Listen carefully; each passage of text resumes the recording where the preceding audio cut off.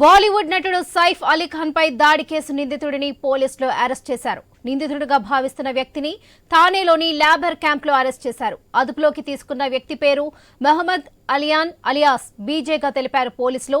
సైఫ్ అలీ ఖాన్ పై తానే దాడి చేసినట్లు నిందితుడు ఒప్పుకున్నట్లుగా ప్రచారం జరుగుతుంది. నిందితుడు థానేలో రిక్కీస్ బార్ లో హౌస్ కీపింగ్ వర్కర్ గా పనిచేస్తున్నాడని పోలీసులు వెల్లడించారు.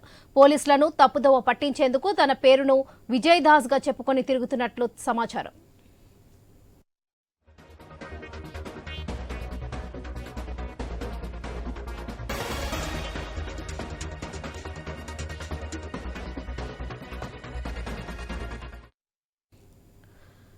బాలీవుడ్ నటుడు సైఫ్ అలీ ఖాన్ పై దాడి కేసు నిందితుడిని పోలీసులు అరెస్ట్ చేశారు.